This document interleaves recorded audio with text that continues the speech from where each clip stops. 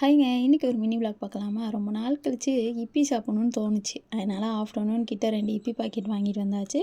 அதுக்கு காம்போவா பார்த்தீங்கன்னா egg. So egg வச்சு தான் நம்ம பண்ண போகிறோம். ஃபஸ்ட்டு பார்த்தீங்கன்னா தண்ணியெல்லாம் ஊற்றிட்டு அடுப்பில் வச்சாச்சு. ஸோ தண்ணி கொஞ்சம் சூடானதும் 2 மேகியை போட்டாச்சு. ஸோ 2 இப்பி வாங்கிட்டு வந்ததுனால அதை நல்லா கொதிக்க விட்டாச்சு.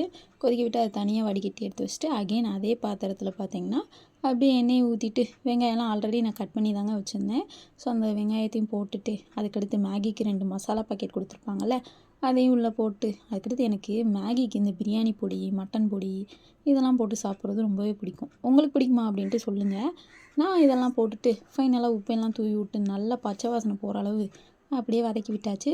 ஸோ அதுக்கடுத்து பார்த்திங்கன்னா ஒரு முட்டையை உடச்சி ஊற்றிட்டு அதையும் நல்லா கிளறி எடுத்தோம்னா சூப்பரான மேகி ரெடி ஆயிரும். அது எப்படி இருக்குது அப்படின்ட்டு பாருங்கள். பட் நல்லா வேகணுங்க.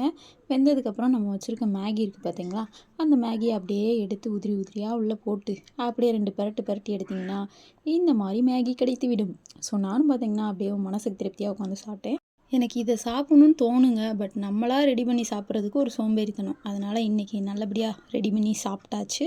ஸோ மனசுக்கு திருப்தியாக பார்த்திங்கன்னா உட்காந்து சாப்பிட்டேன். ஏன்னா அவ்வளோ சூப்பராக இருந்துச்சு. ஸோ நீங்களும் இந்த மாதிரிலாம் பண்ணியிருக்கீங்களா அப்படின்ட்டு சொல்லுங்கள். ஃபைனலாக பார்த்திங்கன்னா எக் நூடுல்ஸ் ரெடி ஆயிடுச்சு. நானும் உட்காந்து செம்மையாக சாப்பிட்டு செம்மையாக என்ஜாய் பண்ணேன். எனக்கு இந்த டே இப்படி தான் போச்சு. பிடிச்சா சப்ஸ்கிரைப் பண்ணிக்கோங்க. டாட்டா பாய்.